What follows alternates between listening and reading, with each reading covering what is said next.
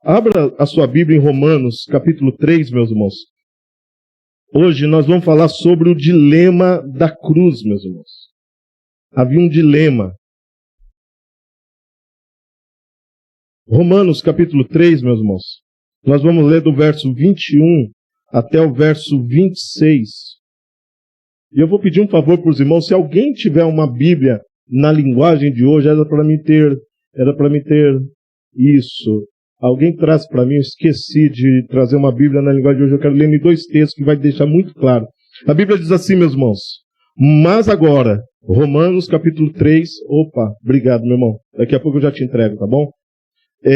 Romanos capítulo 3, verso 21, os irmãos estão comigo, amém? A Bíblia diz assim, mas agora, sem lei, se manifestou a justiça de Deus, testemunhada pela lei e pelos profetas. Justiça de Deus mediante a fé em Jesus Cristo, para todos e sobre todos os que creem, porque não há distinção, pois todos pecaram e carecem da glória de Deus, sendo justificados gratuitamente por sua graça, mediante a redenção que há em Cristo Jesus, a quem Deus propôs no seu sangue, como propiciação mediante a fé, para manifestar a sua justiça, por ter Deus, na sua tolerância, deixado impune os pecados anteriormente cometidos, tendo em vista a manifestação da sua justiça no tempo presente, para ele mesmo ser justo e o justificador daqueles que têm fé em Jesus, meus irmãos. Leia o mesmo texto na Bíblia, na linguagem de hoje, diz assim, mas agora Deus já mostrou que pelo meio pelo qual ele aceita as pessoas, não tem nada a ver com a lei de Moisés, e os profetas dão testemunho do seguinte, Deus aceita as pessoas por meio da fé que elas têm em Jesus Cristo. É assim que ele trabalha para todos os que creem, pois não existe nenhuma diferença entre as pessoas. Todos pecaram, estão afastados da presença gloriosa de Deus. Mas pela sua graça, e sem exigir nada, Deus aceita todos por meio de Cristo Jesus que os salva. Deus ofereceu Cristo como sacrifício para que, pela sua morte na cruz, Cristo se tornasse o meio de as pessoas receberem o perdão dos seus pecados pela fé. Deus quis mostrar com isso que ele é justo. No passado, ele foi paciente e não castigou as pessoas por causa dos seus pecados. Mas agora, pelo sacrifício de Cristo, Deus mostra que é justo. Assim, é justo e aceita os que creem em Jesus. Vamos orar a Deus. Ministra ao nosso coração a tua santa palavra, Pai.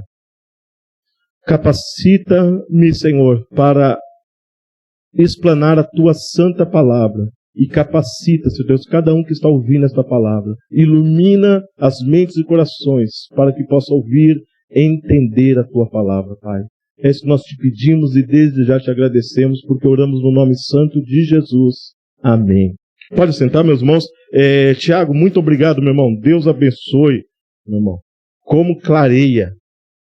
É uma prática que nós temos feito na escola bíblica. Nós lemos a Bíblia em várias versões para clarear a ideia.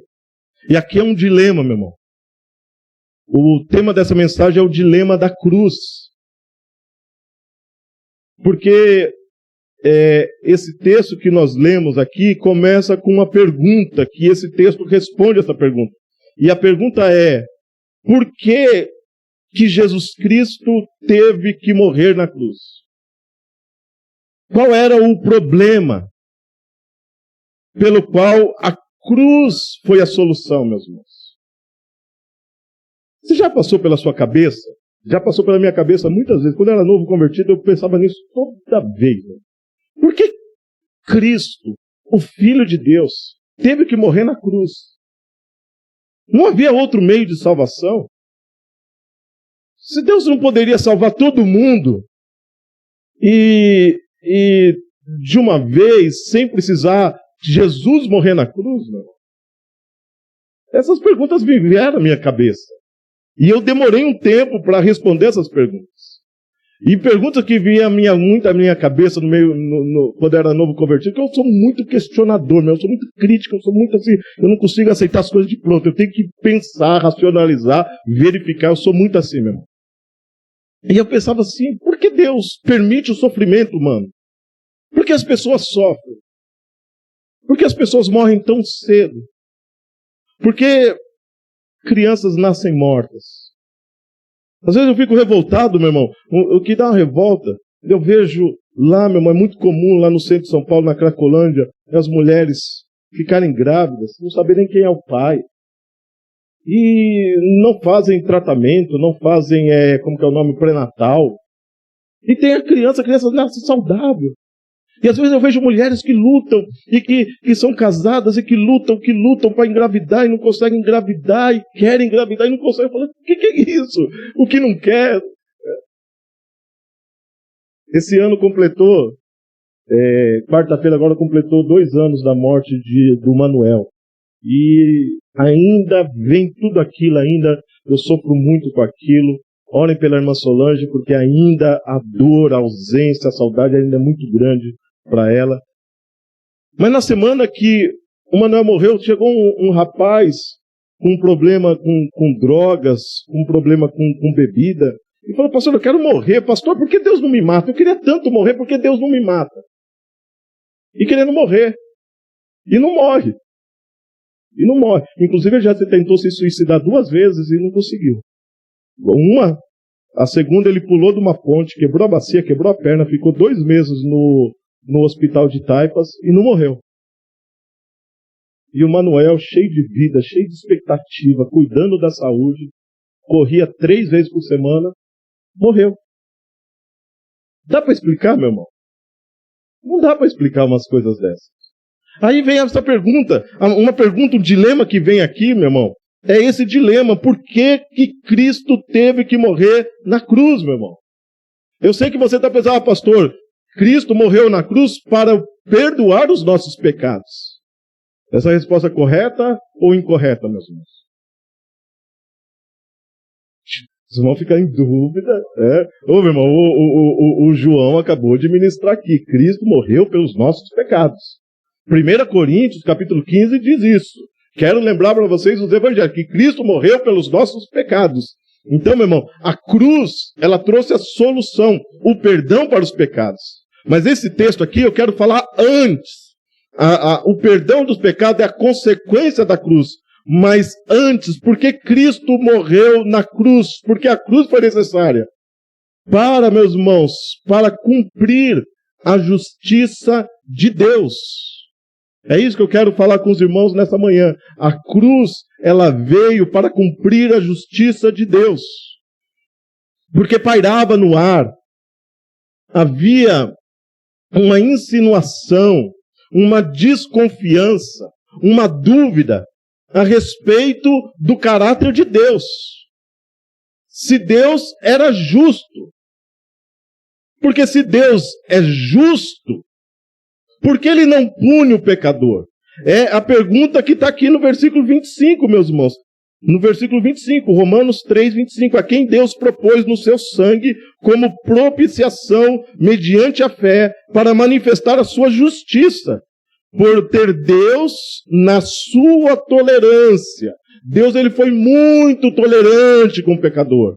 A Bíblia diz na linguagem de hoje, pela sua grande paciência. Ele foi tolerante, deixando impune. Olha isso, meu irmão, deixando impune os pecados anteriormente cometidos. Deus ele foi tolerando. A Bíblia diz que o salário do pecado é o que, meus irmãos? É a morte.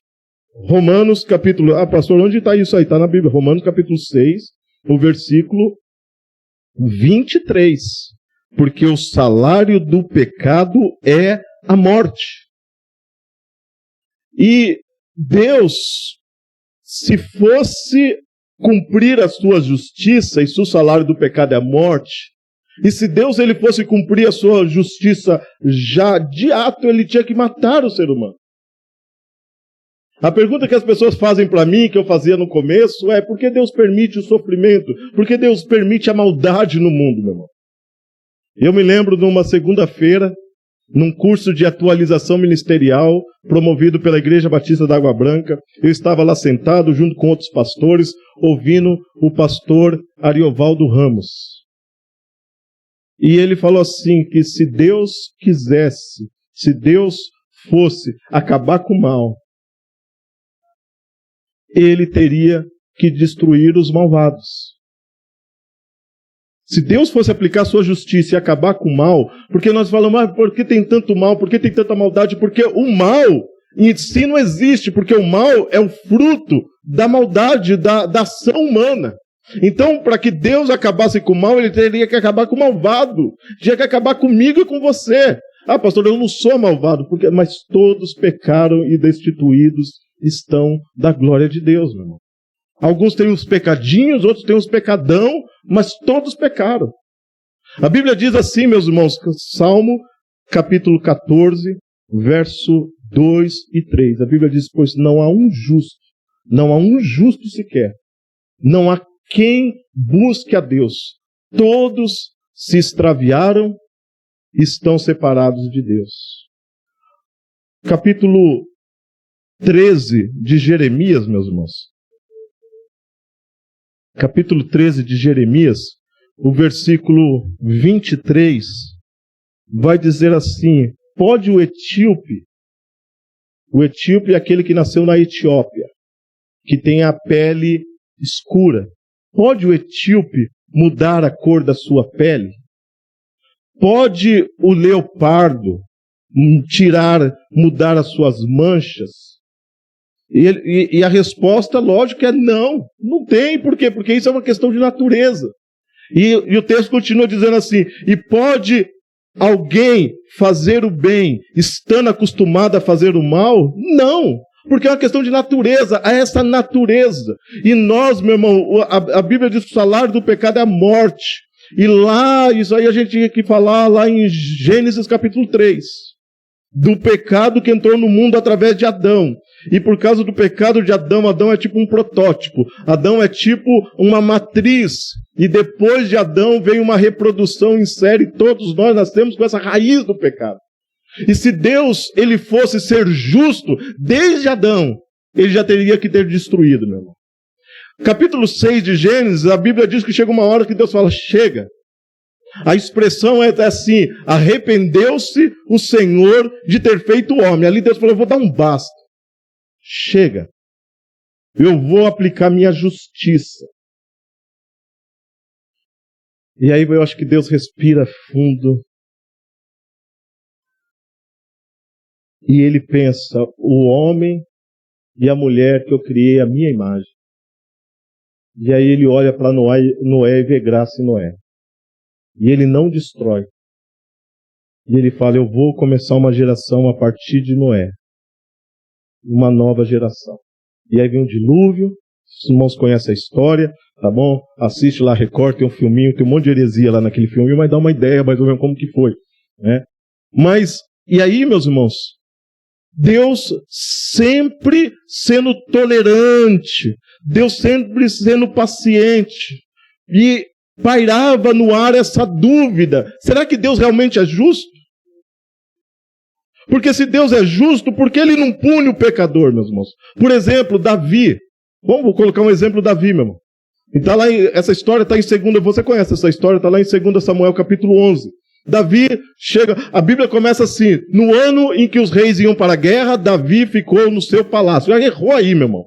Já errou aí. Porque era para o rei estar em guerra, era para o rei estar na frente, era para o rei estar sendo um exemplo, estar lá na guerra. Davi não. Davi falou, já tive muita vitória, já tive muita conquista.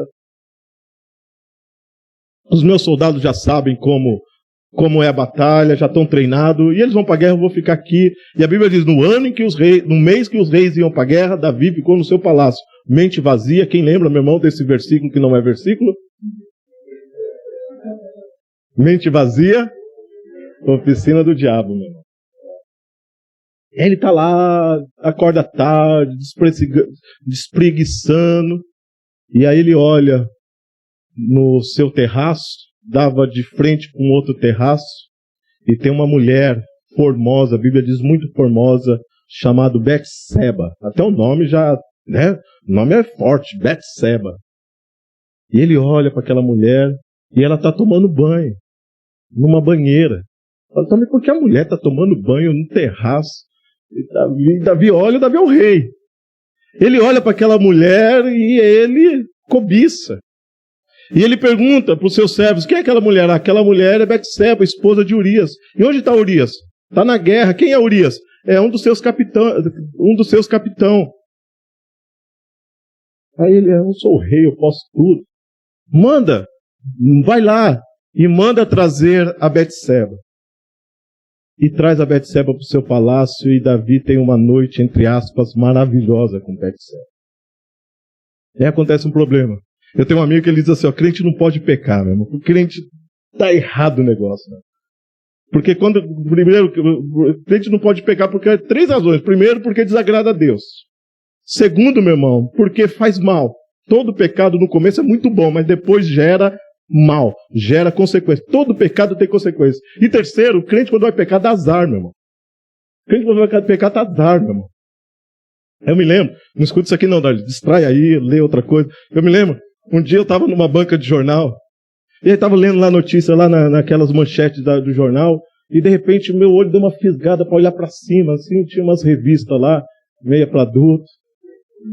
E aí, sabe quando dá aquela fisgada, o olho para cima para olhar, e quando eu vou olhar, aí vem uma mão no meu ombro, Pastor Sérgio, eu olho, ô, Pastor Silvestre, tudo bom? Tô aqui vendo as notícias. Eu falei, oh Deus, que bênção, não me deixa pecar. Darly, de novo, tá? Vai me distrair com outra coisa.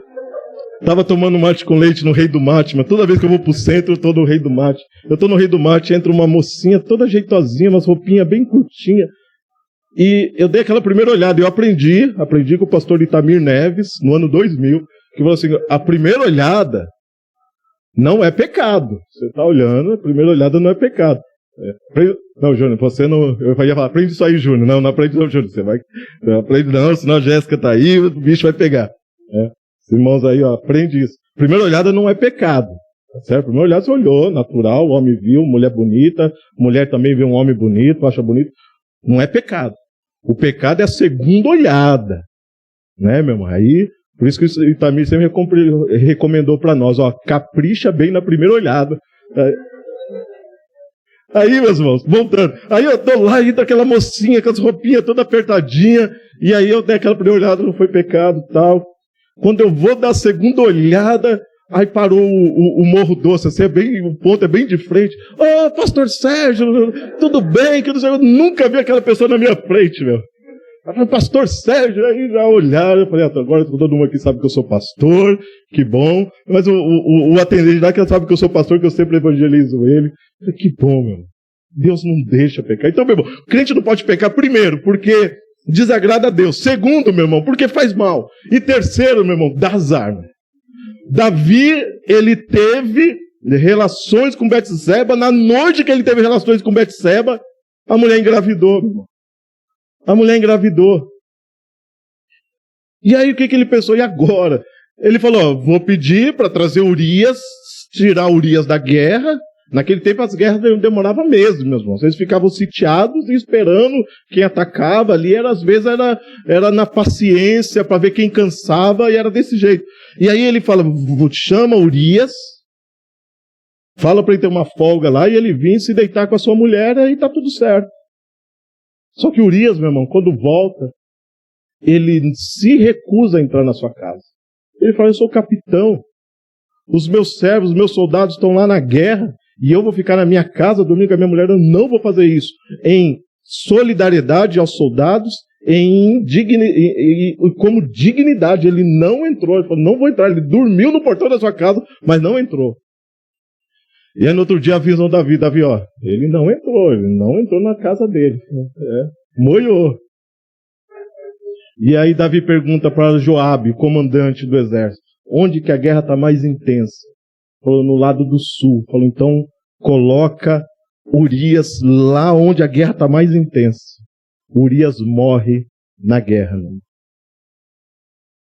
E aí vem um profeta e falou: Natan, Davi, deixa eu te contar uma história. Havia um homem muito rico, tinha muitas ovelhas, muito gado. E um dia chega um amigo dele e ele vai dar uma festa para aquele amigo. E o seu vizinho tinha apenas uma ovelhinha apenas. E aí ele foi dar uma festa para o amigo, ele pega de tantas ovelhas que ele tinha, mas ele foi pegar daquela única ovelha daquele vizinho dele e matou aquela ovelha que ele tinha com tanta estima, com tanto amor.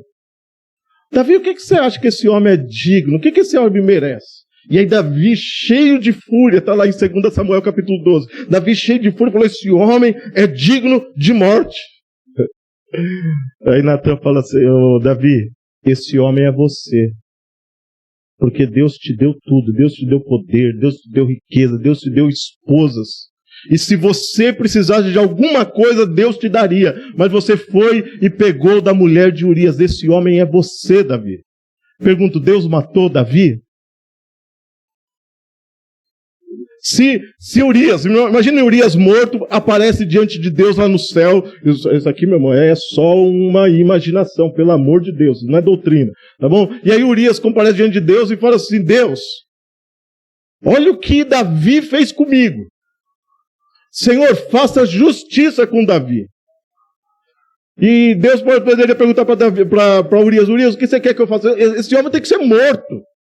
Porque esse homem, ele cobiçou, esse homem adulterou, esse homem matou, esse homem tem que ser morto. Mata esse homem, porque eu quero justiça. E aí o texto vai dizer, Romanos 3, 25, porque Deus, na sua tolerância, na sua grande paciência, porque qual era o correto? Deus matara Davi. Mas Deus não mata Davi. Deus fala: o seu pecado será traspassado, meu irmão. E mais, da descendência de Davi viria um que nasceria, que era o Messias. E a Bíblia diz que no reinado de Davi não teria fim. E aí, se nós olhássemos, fala assim: Deus está sendo injusto. Porque nós temos dentro de nós um senso de justiça, meus irmãos. Nós queremos justiça. O maior problema do nosso país, inclusive, é a impunidade. Eu fico louco. Agora eu vi uma notícia que aquele deputado que estava preso lá, como que é o nome dele? O que foi o responsável pelo impeachment lá da Dilma? Oi? Cunha, isso, Cunha. Ele vai ser solto. Vai ser julgado lá, vai ser solto. Desviou milhões, vai ser solto.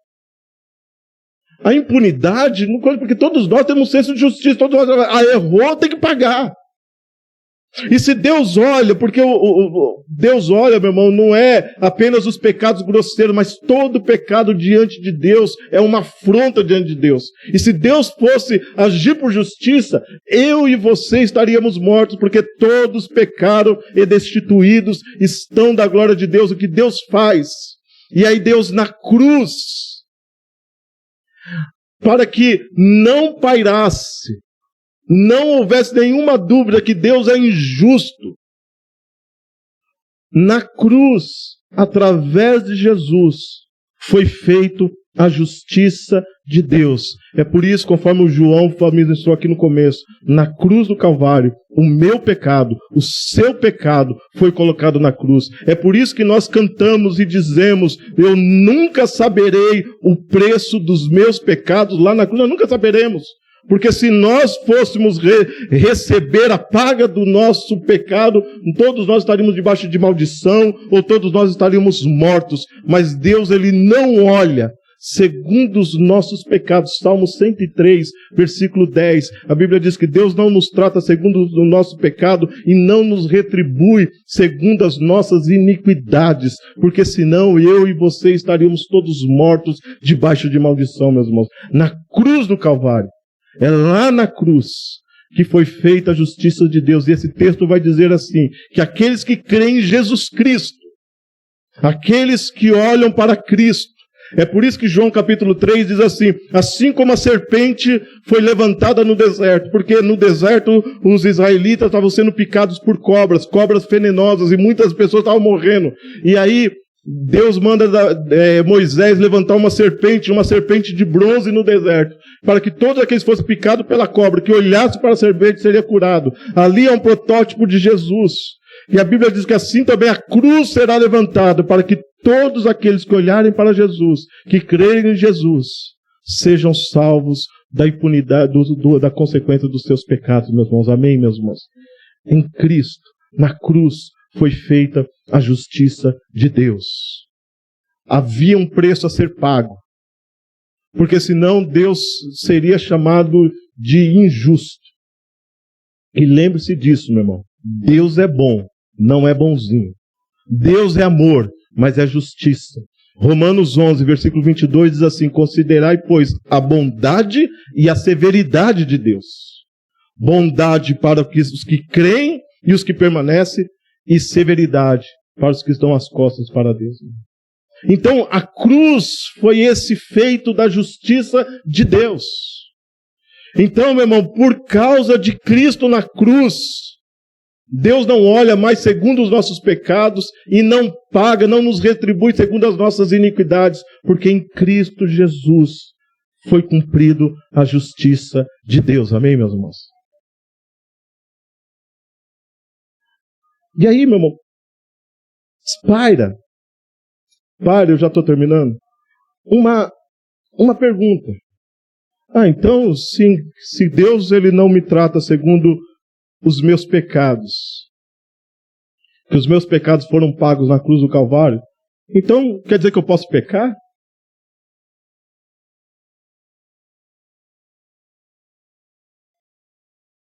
Eu posso pecar, meu irmão? Pode, meu irmão. Pode. Calma, Davi. Primeiro eu desconstruo e depois a gente vai remontar, viu? Fica tranquilo. Você pode, meu irmão. Você pode pecar, você pode adulterar, você pode mentir, você pode fazer o que você quiser. Você pode viver a vida que você quiser. O problema é que para você viver a vida que você quer, da maneira que você quer, você vai ter que desconsiderar Deus. Você vai ter que esquecer Deus. Você vai ter que ignorar a Deus. Porque Davi, para fazer o que ele fez com Betseba, e quando ele é repreendido, ele não diz assim: olha, eu pequei contra Urias. Eu fui mal contra Urias. Ele fala: não, eu pequei contra o Senhor. E também fala assim: não, ele não pecou contra Deus. Ele pecou contra Urias, ele fez mal contra Urias. Ele falou: não, pequei contra o Senhor somente. Ele escreve no Salmo 51. Porque para ele cometer o que ele fez, ele teve que esquecer Deus, ignorar Deus, jogar Deus, colocar Deus para fora da sua vida. E esse que é o grande problema, meu irmão. O problema do pecado é que quando você vai cometer o pecado, você tem que deixar Deus do lado de fora. Você tem que, entre aspas, que não tem como fazer isso, você tem que sair da presença de Deus. Jeremias capítulo 2, meu irmão, já estou terminando. Quando o pastor fala que está terminando, é complicado. Jeremias capítulo 2, meu irmão.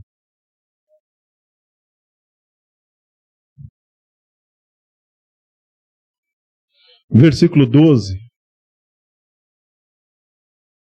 Muitas vezes esse é o motivo porque muitas vezes, meu irmão, nós pecamos. E o maior problema do pecado é esse, meu irmão. Olha Deus falando através do profeta Jeremias. Jeremias capítulo 2, versículo 12. Espantai-vos disso, ó céus, horrorizai-vos e ficai estupefados, diz o Senhor. Vocês ficam horrorizados. E aí diz o versículo 13. Porque 2 males cometeu o meu povo. 2 males. E olha o primeiro mal: a mim me deixaram um manancial de águas vivas. Esse foi o primeiro mal. Desprezaram Deus. Desconsideraram Deus. Um manancial de águas vivas. E o pior, a segunda consequência que é pior. A Bíblia diz: e cavaram cisternas. cisternas rotas que não retêm água. Eles largaram, abandonaram o manancial de águas vivas para ficar num poço, numa poça de água de chuva, água de lodo, água podre. Ele fala, esse é o problema. O problema do pecado é esse, meu irmão. Nós deixamos a Deus, nós achamos que não teremos vida, prazer, satisfação em Deus, e nós começamos a querer buscar para nós os lugares de prazer, de vida e de satisfação. Esse é o problema. E nós achamos que nós vamos ter vida, e nós achamos que nós vamos ter satisfação longe de Deus. Esse é o problema do pecado, meu irmão. Mas quando nós estamos em Cristo, na cruz, é ali que nós encontramos vida, meu irmão. Capítulo 4 de Tiago, já estou terminando, meus irmãos. Terceira vez que eu falo isso.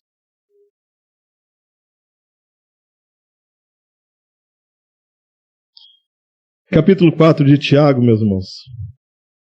Tiago diz assim, a partir do versículo 1, de onde procedem as guerras e contendas que há entre vocês?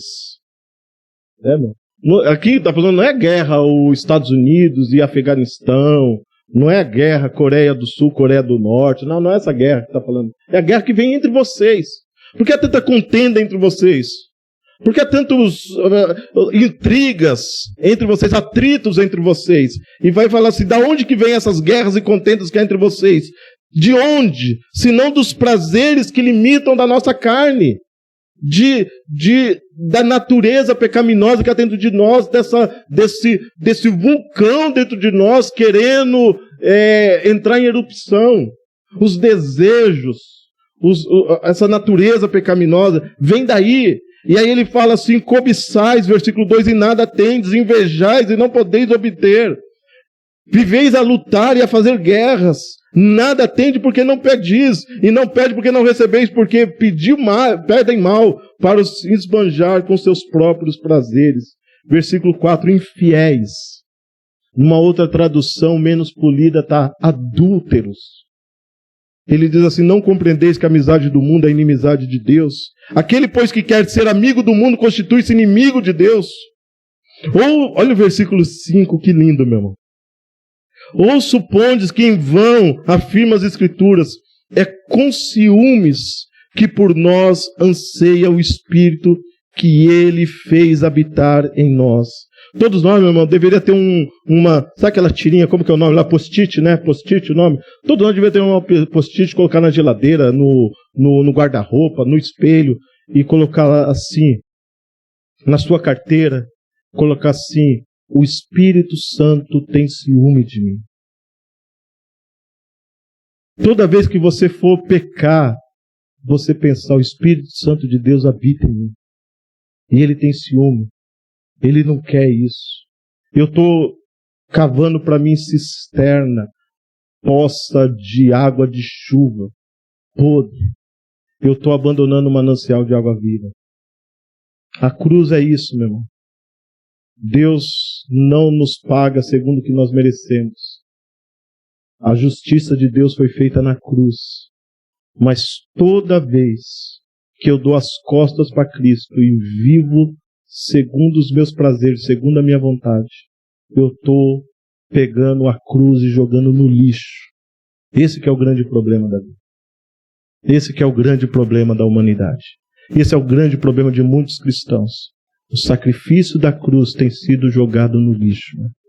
É por isso que nós amamos a cruz. É por isso que nós pregamos a cruz. E é por isso que nós cantamos a cruz.